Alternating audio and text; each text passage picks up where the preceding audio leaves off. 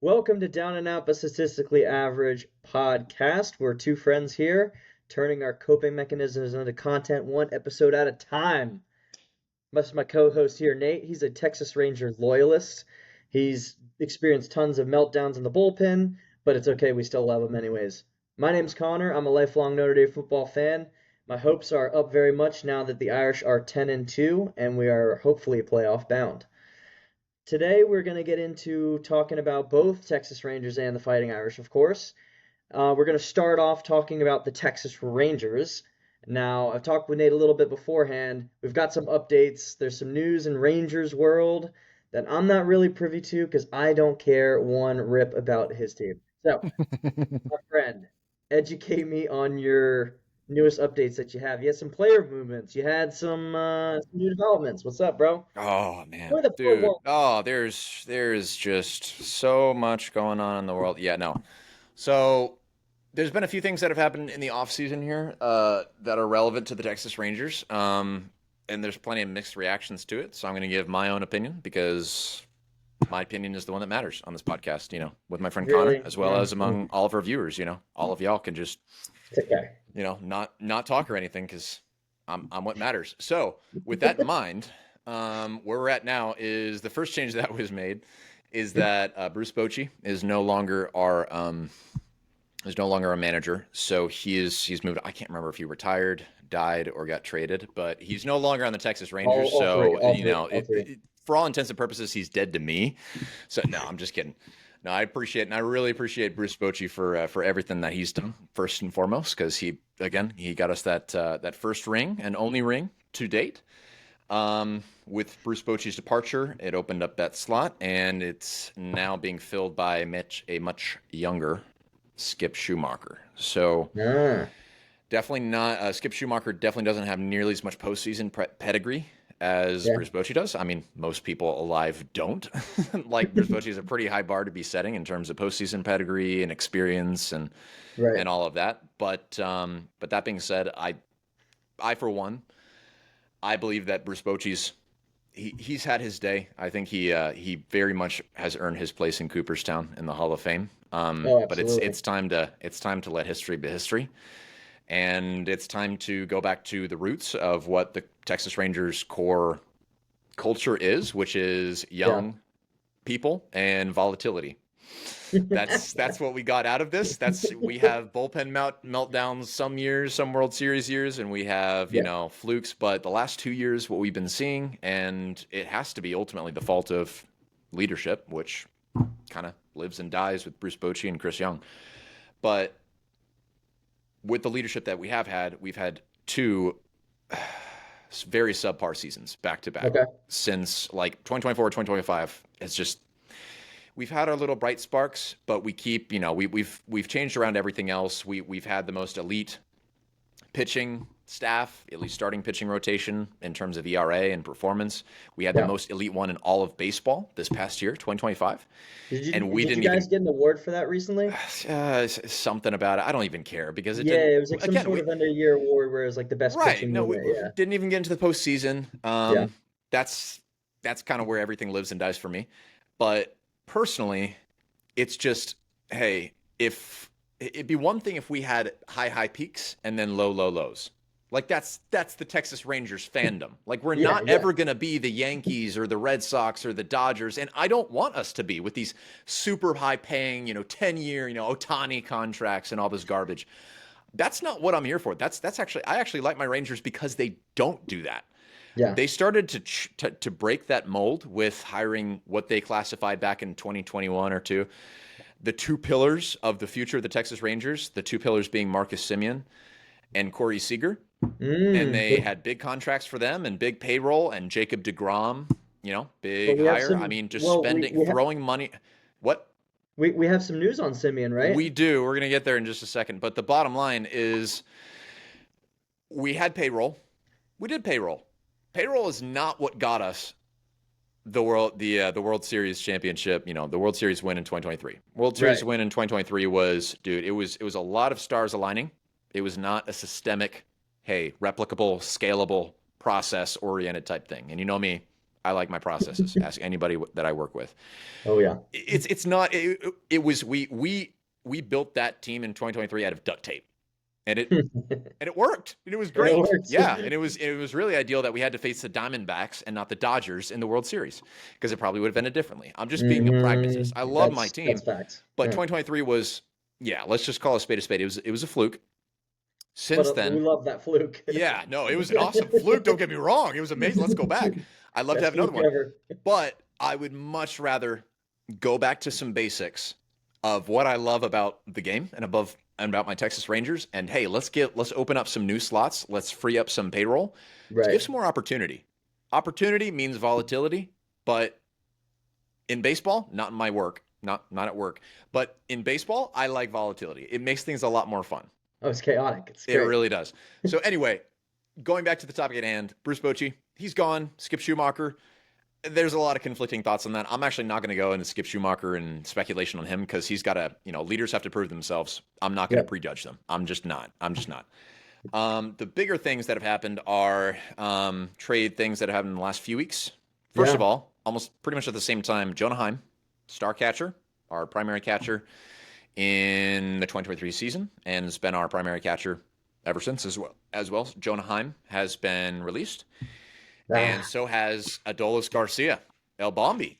Which, yeah, Connor, I know that we were talking a little bit earlier, and you were like, "Oh, dude, aren't you like super bummed? Like, isn't that?" I think so. He is not the icon of Texas. Sorry, Ooh. Nolan Ryan is the icon of Texas.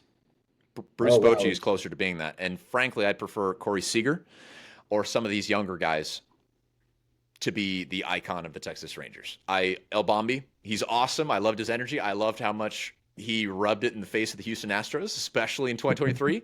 Like, that felt so good, especially after 2017 and the whole trash can scandal and all that crap. Ooh, I don't know about that one. I appreciate everything Adolis has done, but he is underperforming and too expensive. And that's been consistent for the last 2 seasons. And he's not going to get better. He's at the age at which, statistically, he's going to become, instead of average, he's going to be going statistically sub-average. Oh, okay. I see. So it's a payroll cut. It's cutting out somebody who strikes out almost a third of the time, which is insane. Like, you can't have a 30% strike K rate. Like, I'm fine with Adolis being. I have no ill will towards him, but it is time. Yeah, we need to shed that payroll. Championship year, but now his season's passed. Dude, we appreciate you, but your history forever. Your history forever in the Texas Rangers. I will never forget, and I'll always talk about Adolis Garcia, and I will always talk about the ALCS in 2023. But that time has passed, and we got to run a team. Well, and with him gone, did you guys acquire anybody else in the meantime in the last month or so? Yeah, nope. So we also released Jonah Heim. So now we've got Higgy as our catcher. The most significant release in terms of position players is Marcus Semien. So an absolute machine of a defensive second baseman, which is going to be the biggest loss. Is our defense was also like top tier this past year. Yeah, I remember that. It is going to take a hit with who we got in return. So we just traded Marcus Semien to the Mets, and in return we got like $5 million plus Brendan Nimmo or whatever you want to call him. Yeah. I don't care how you pronounce it. I don't know the guy. So trade off there. What do you think about Nimmo? Is he pretty good? Semi good pickup, pretty good pickup. He's got a absolutely stellar on base percentage, which is what we need. If you remember in the 2025 season, Marcus Semien used to be our first guy in the lineup, the batting order. Yep. And then they moved him back, and then they moved him around. Brendan Nimmo hopefully they will put him at the front of the lineup because he gets on base. He doesn't need to be a cleanup hitter. It's not like he's the craziest OPS, the craziest batting average type guy. He has very good OPS and definitely a better OPS than Semien has over the past 2 years. But overall, Nimmo, he's going to provide some new life. He's consistent about getting on base, which is where we really, really struggled last year. I don't care what form it takes. Nimmo has experience. He's got the statistics to back it up, and he's cheaper than Marcus Semien. Again, it sounds like it really seems with, trading Bruce Bochy for Skip Schumacher and then dumping Garcia, dumping Heim, and then we're also dumping We dumped Spores and we dumped Webb, a couple of relief pitchers. Not a big deal though. Yeah. But and now we're dumping Simeon. We're shedding payroll, which Sounds like it, honestly. I Yeah. don't mind it. It'll open it up for some new to really rely on and to bolster the farming system that we have to get some younger guys up in here. We almost eked into the postseason with a really late season run in 2025. Like we almost got Mm. there. You know what Yeah, I know. happened? You were almost there. You almost had it. We went on this crazy like 11-3 streak, I and we remember hadn't we done that talked like about it all last season. podcast. And Yeah. then you know what tanked us? You know what prevented us from getting to the playoffs? I'll tell Tell you me. why. Tell There me. are these two guys. Their names were Adolis Garcia and Marcus Simeon. Both of them came back from injury, and we folded like a cheap suit. We tanked immediately. Like it wasn't. We had a bunch of nobodies, Freeman and a couple of other random guys. I don't even know their names right now, but it did. I didn't need to know their names. We need a breath of fresh air. It's well, and I remember like from previous podcasts, you've mentioned a lot, like sort of there was some leadership issues, and it sounds like they've at least been addressed to some degree. I don't know if it's been complete overhaul, but it sounds like a big overhaul with Bochy, and then obviously Simeon. Like you're seeing a lot of the leadership with the Rangers. It seems kind of like a changing of the guards. Maybe not all the way, but at least a good bit is being switched up. I think what I'm encouraged by, and what's also scary, is Yeah. that the Texas Rangers are now letting go of the dream they've been holding on to so tightly of trying to repeat the title with what they Mm, had. with Like, that old hey, team. we Yeah, need yeah, to, yeah. yeah, it's this worked once, then it may work again. No, Hard not to think it. Yeah. sometimes in order to start jogging, first you have to stop and take some steps back so you can get a run and start. And I would be perfectly fine. It's actually in my mind, it's going to be fairly likely that 2026 is going to be more of a rebuilding year. But that means it's going to be more fun for me, less pressure. I get to just celebrate the wins. I don't have to have in the back of my head, hey, these are all basically the same people that won 2023. Why aren't we doing it now? It's just let me just go back Yeah. to the fun of baseball. Let me see what happens, and then in the background, they'll have the extra money freed up and the extra time and the pressure release to dive back into some basics of whatever it is: training, leadership, statistics, analytics, and tracking software. And let's play some money ball for a little bit. Yeah. Absolutely. So are you telling me that you guys can be actually statistically average and it's okay? Like this is like accepted in Rangers fandom for this Amen. upcoming, at least maybe the next couple of years to rebuild. I like Dude, it. I'm in I this like for it. the long. I'm in this for the long haul. I'm a lifer. I am perfectly fine waiting, especially if it means that if by waiting we get a shot at multiple titles consecutively. Let's not have a World Series win and then not make it into the postseason the You're following 2 building years. foundations. So you used to have this foundation. I don't even want to say that. You caught lightning in a bottle in 2023, and then the lightning went away. The bottle was there, but the lightning went away, and now you're just like, all right, we got to throw the bottle out. Let's get a new one in. So Dude, we gotta okay. you're actually getting a solid foundation now, and then building up is what it seems. Let's not only replace the bottle. Let's wait for the right storm to come along too. Okay. So it's a little bit of both. So it's hey, we got to wait for the circumstances too, but we got to be proactive and changing the metaphorical bottle as well. So So it's gonna be good. so I'm if looking forward to you it. if you had to say like your just prediction off the cuff, not deep research, just gut feeling, where do you think your record will end up at the end of this upcoming season? I know we got spring training, we got a bunch of stuff, you got a whole season, but once it kicks off and just seeing the pieces align, like where do you see, all right, yeah, we're rebuilding, but could we be over 500? Like what do you kind of see with the My pieces that you guys got? expectations have been more appropriately lowered.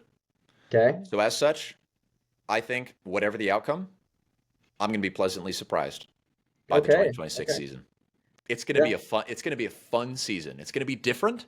It's going to be Differently weird. fun. Yeah. It might not be a winning season, but it will be Hmm. enjoyable in a different way than it has been this year Interesting. and last year.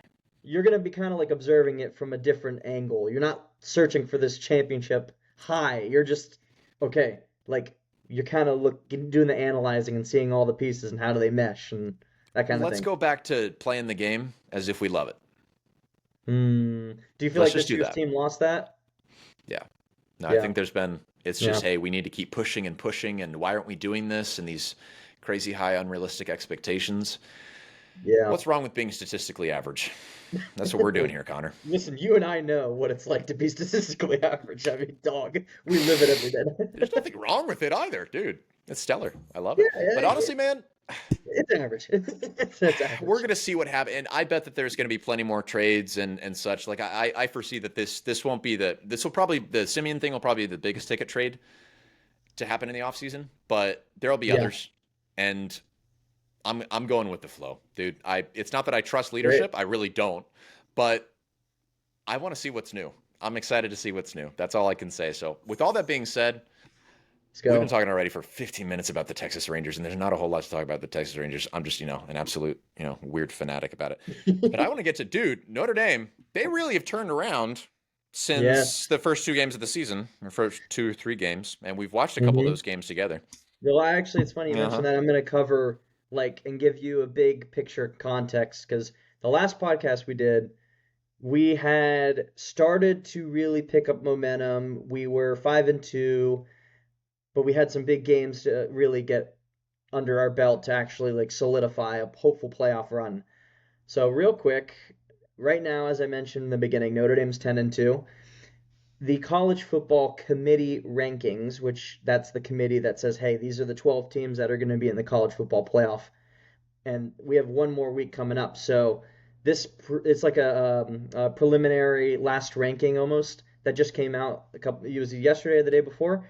We're 10th out of 12, so we're in the playoff hunt, um, which is First of great all, news for us. let's go. Great Yeah, news let's for not us. skip over that too quick. Like, oh my gosh, yes. Yeah, the thing is, bro, is you see the progression, and I'll get into some stats with it, but you see the progression of a young but hyper talented team that is finally starting to mature. Like you see it when we were playing these teams that were not as good as us, but we were dominating them. So out of that 10-win streak that we've been on, we've beat every team by a minimum of double digits, by 10 points or more. We beat every single team. So we've haven't had a close game per se. I mean, the only close game that we had was against University of Southern California, but we beat them 34-24. I mean, and that's a rival, so they always play it close, but we still beat them by double digits. So the last 10 games, we really picked it up and solidified it. And most notably, I've mentioned to you Jeremiah Love, our running back, star running back.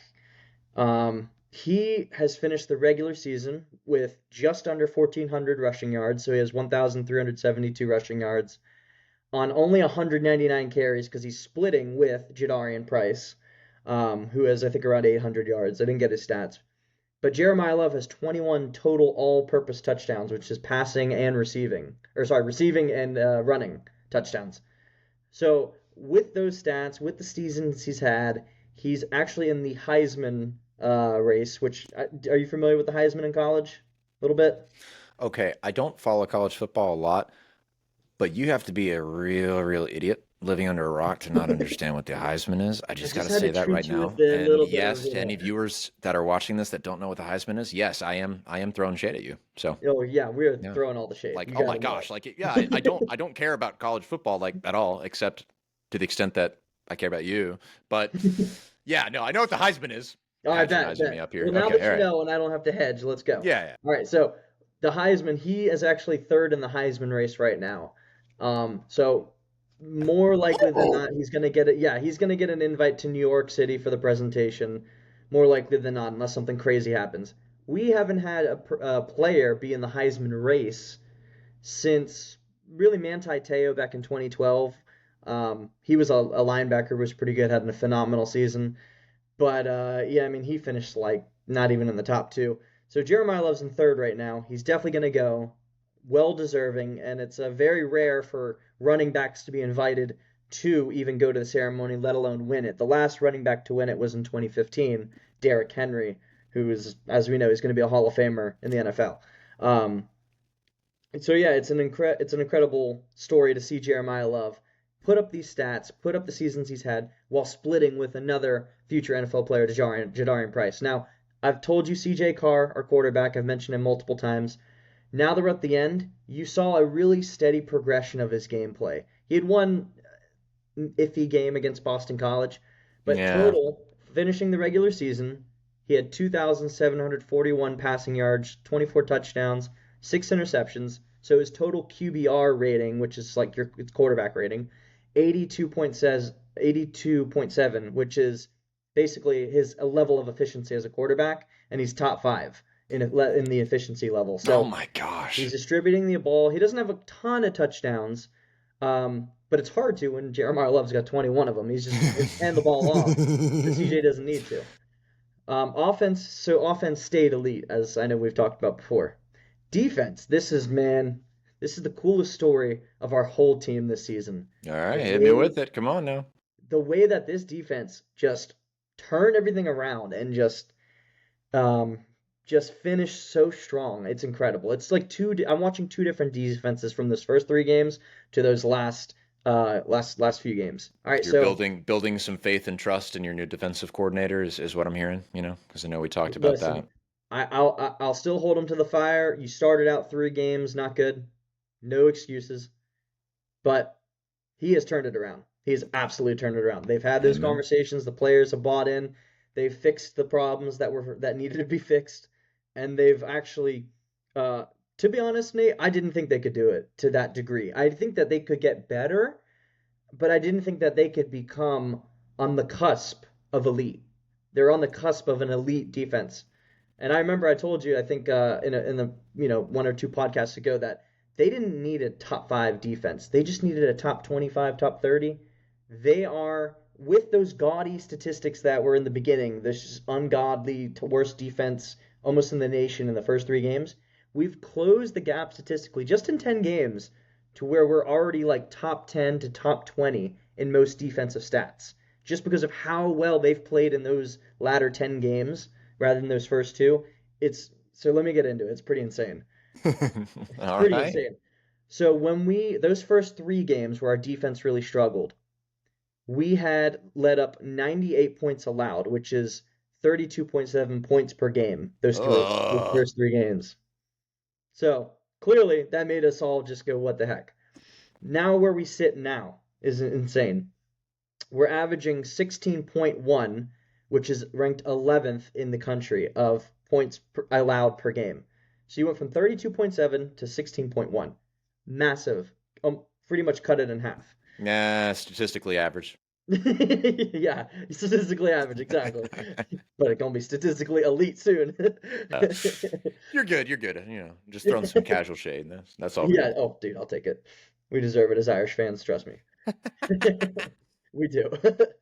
Bro, I mean, it's just crazy, like seeing the whole defense turn around. The numbers bear that out. Um, we'll see how we sort of are like gonna actually put that together within the playoffs. Because the playoffs is when it gets real. That's when you're facing the really good teams, of course, obviously. We started off, had some bumps in the road. We've rebounded. Offense stayed elite. Defense, we caught up. And so now you see, like the last 2 games, especially this last game, you just see that they're playing off of each other. And they were right at the point where, talk about reaching your full potential as a team. Well, the offense reached its full potential in a couple of games. You saw, I mean, I told you a couple of weeks ago, we won against Syracuse 70-7. It was Hmm. like, so we just Wipe dominated, the floor. My light the gosh. floor, wiped them, just took a mop to them boys, begging for mercy. Bro, it was nuts. But you see like that offense, but also that 7 points, that's the defense. So it's just they're playing off complementary. It's called complementary football. They're playing off each other to the point where I actually just saw an interview recently from Jadarian Price. He was on I think it was like the New York Post sports media, and he basically said we've played really well up until this point. We turned it around. We took those early L's. We learned our lessons. He's like, but I was a little shocked by this. He said, I believe we haven't even played close to our full potential, and we're gonna play our best games in the playoffs, like bar none. And it was not exciting to hear that because you don't really hear that kind of like honest take from college players, especially with the media, because they're not going to say what they're actually really Dude, thinking yeah, or no, feeling. that's so taboo. Yeah. They're protecting the image, they're protecting the brand, right? They're protecting themselves, so they usually don't let that out. But I thought that was really cool. Like he didn't let out too much, but he let out just enough of like they're confident and they know that they can do it. They know they got the players. They know it's right there before them, but they just got to go do it.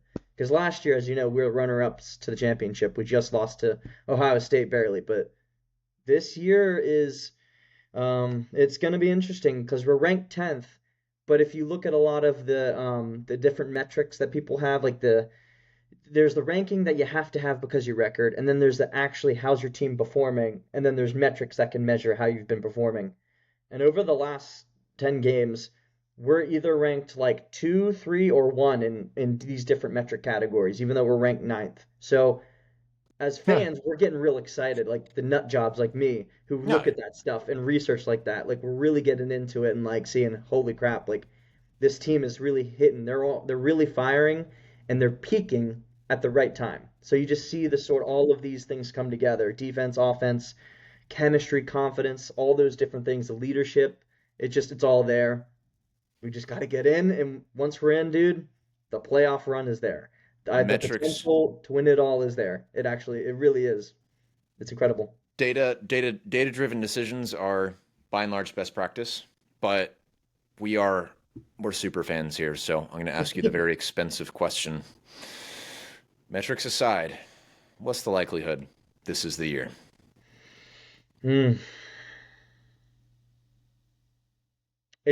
I mean, this is totally coming from emotional fandom. It That's what feels I'm like asking this. for. That's what It, people are it listening to feels you like for. it feels like this is the year. It does, and I know I'm romanticizing, but it's there. I mean, It's it's there. been since 1988 No. since we've won one, and there's just that.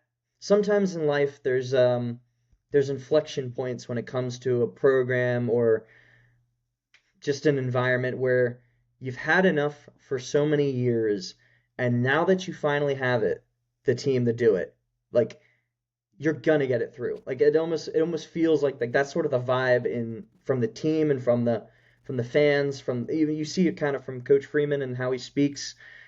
You just see that this team is pissed off and they're hungry and they are on.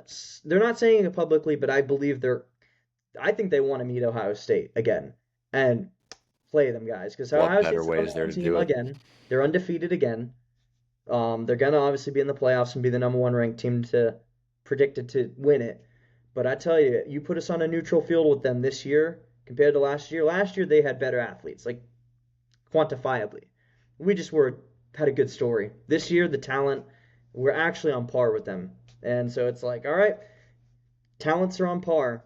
If we meet those guys and we beat them, that's it. I don't think But let's see anybody else beating honestly, us. I'd even countermand your statement about your assertion about wanting to meet Ohio State again in the championship. I would actually push back on that purely because of this. Texas Rangers fans hate the Houston Astros. There are going to be Houston Astros fans watching this because people at my job watch this, and some of them are Houston Astros. I do not. No, I do not have good feelings to or about the Houston Astros.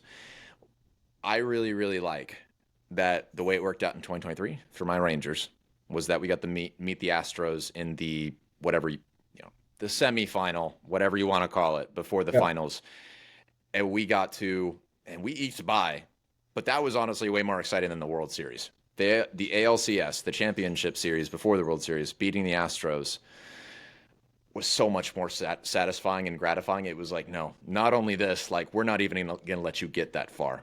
The buck stops with us. You don't even get to rise to this occasion anymore. Like, how cool would that be? I don't know if that's how college football even works. If Well, there's even a chance that you could meet Ohio State, but it or if depends on it the would even bracket. matter, even if you beat them. But I see why I see the pushback. So it depends on where we get put in the bracket, right? So obviously you have a 12 team bracket, you've got, the two sides, right? The two right, sides meet and you get two that win each side of the bracket. We don't know yet if we're going to be on the same side as them. Either way, whether it's in the quarterfinal, the semifinal, let's say they're on our side of the bracket, we'd meet them. Get some wins and make some noise. I think this will be the year. so But again, that comes from being a nut job.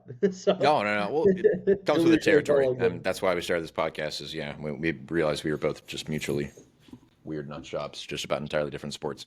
But the other thing that I wanted to make sure to ask, okay, so my understanding, I think you told me the college football regular season is over, right? Like it's Pretty just much. the. So what's the timetable in terms of hearing about the brackets and all that ridiculous? I don't know. Yeah, yeah, yeah. The What's the story selections. here? What's the next step?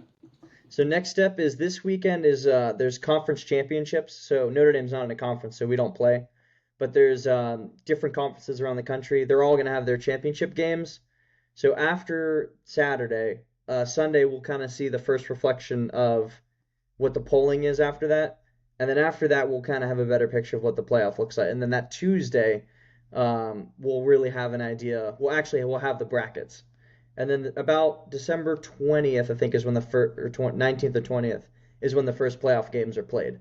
So within these next this next week, we'll find out where exactly everything's seated, and then we can actually find out and like have those discussions. Like, hey, this is where this team is. We can go and Yes. talk that out. Yeah, yeah, and We're see gonna where need to everybody's bang out seated. another podcast pretty I soon think we after should. this one. Yeah, like Yeah, we're I gonna think we really should need you soon. because this is where it all ramps up. I mean, you guys have been coasting ever since the beginning of the season, so there's great stuff, but it's like it all comes down to this. So also, the other thing I wanted to ask for my own sake, and maybe for some people watching this that don't understand college football, um, is Notre Dame? Is there any way to predict whether or not they're in the playoffs at this point, or is that up for debate, or how does Yeah, that work? it shouldn't be up for debate, but it is because this committee has they're subjective. Like there's no they have criteria, but they've recently made decisions that are counter to their criteria that they self-impose. So like for example, if let's say you lose a head coach or you lose like an important coach on your staff in the season, um, it's supposed to change like your ranking. So like if you lose a coach, you're supposed to be rated as possibly lower because your ability to perform at your highest peak is lessened because you don't have that elite coach that was coaching you into the playoffs, right? So Ole Miss recently, their head coach Lane Kiffin just left this week, and he's now the head coach at LSU. And Ole Miss is ranked, I believe, either six or seven in the country right now. They're gonna be in the playoffs. It's like no question. So Oh he's yeah. leaving them before even going into the playoffs. Instead of moving down a spot, no, they went up a spot. And there was no like rationale of like, oh, this team did this, so they got slotted up. Like they just there's sometimes different conferences have different biases. So like when it comes to the Southeastern Conference, which is, Alabama, Auburn, all those teams, there tends to be like a bias within the media and other outlets because the SEC is known predominantly as the best conference in college football. So I think that there's a little bit Okay. of that at play potentially with the committee. Mm. Why else would you move an Ole Miss team that was seven up to six or whatever it was, 6-5, whatever, when they just lost their head coach? And in your bylaws, when it comes to putting out the rankings, you're supposed to take that into account. I mean, that's just to me, you're just hedging in case another team from They the just hated SEC him that takes that much, step. just on a personal level. He dated somebody's girlfriend in college or something. Yeah, no, Possibly. I'm really hoping that's not that arbitrary, Maybe but their that's kind wives of how go to you're making Alabama it or something. sound. Yeah. Yeah, we don't know. We don't know. We don't know. So All right. So you're white knuckling it for the next few days here. All right. yeah, we're just chilling. Yeah, we're just chilling. I mean, it'll be fun to watch some football this weekend. Don't get me wrong, but Oh bro, yeah. mm-mm. We got a little bit to wait, man. Sunday night is what I Mm-hmm. really want to hear, is because that's when we get to find out where we are actually going to stand. So Ah. All right, dude. All right. I prayers love up, it. prayers Okay. up, bro. Yeah, yeah, man. It's good. It's good. So that's where we stand, man. We're right there. We're on a playoff hunt. So if we get in, we're podcasting it. If Oh, not, we're still absolutely. podcasting Yep. it. Nope. We'll make sure to keep the schedules open, but Yeah. we gotta we gotta see if it actually happens. So, all right, you got to keep me posted on the different predictions and such as we go through the next week, so that I can either go, ha ha, y'all suck, or I can go, aw, you actually made it Oh, at the end of darn. this. So, You weren't yep, statistically average. yeah, no, I am statistically average, but when it comes to cheering for teams that aren't my own, nah, nah. I like to make fun of people a lot more than I like to cheer for people. So, yeah. That's right. Aren't I great friends? Aren't you so appreciative to have me in The your life, Connor? best. He's the best ever. Best friend ever. Oh Oh man. man. All Well, listen, right. bro. That's all I got for my fighting Irish. You got any closing thoughts for Rangers fans, or you just like? Ah, Rangers fans, don't whatever. give up just yet. Don't be too negative. Let's go a little bit more little bit more go with the flow. Let's use this open opportunity to take a breath and just enjoy the games. Hopefully I'll get to catch a couple of actual in-person Rangers games next year, but ultimately it's going to be what it's going to be. And I still love Yeah. my Rangers, and I'll still be doing this podcast no matter what comes, all right? Rain or shine, my friend. Rain or shine. That's right. Yes, sir. Well, listen, man. Hey, everybody, thank you again for listening. It's been a pleasure just starting up this podcast, getting it rolling. For Ranger Nate over here, one Nate away.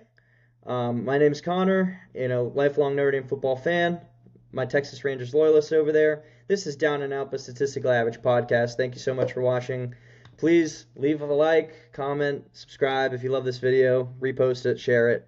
We're still trying to build this up and just enjoy our teams, man, and have a good time. So, thank you again, everybody, and have a great night. Thank you for watching. Appreciate it. Bye now.